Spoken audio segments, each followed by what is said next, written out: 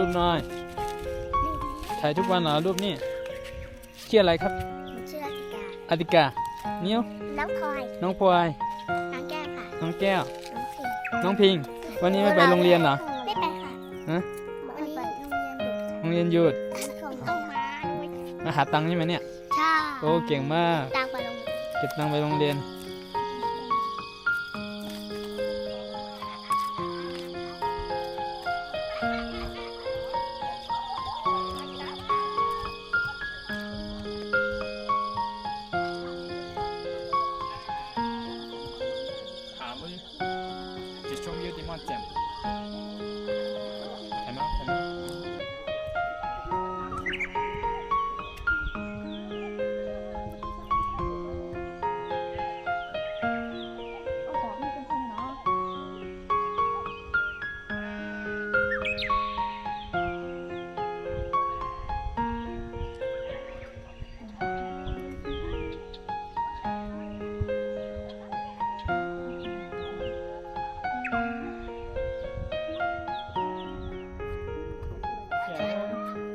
อันนั้นไปฟาร์มแกะ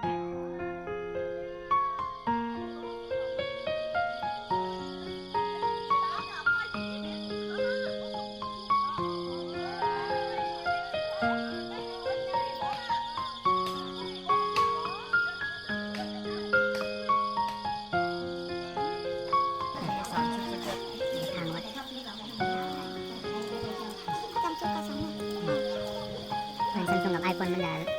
ไกลๆนะเหมาะแล้วนะวันนี้อยากเล่นตัวดีนะ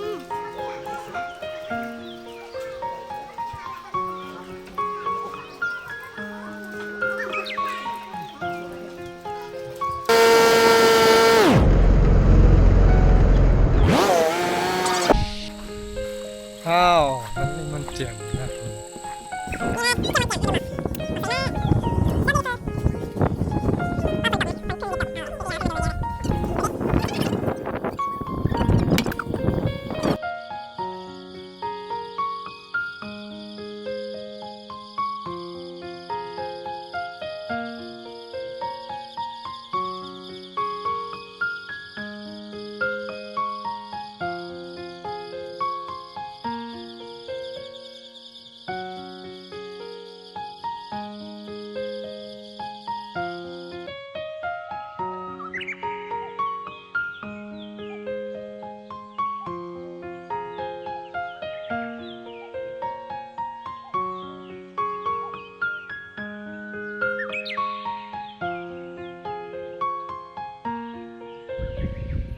我是马那用。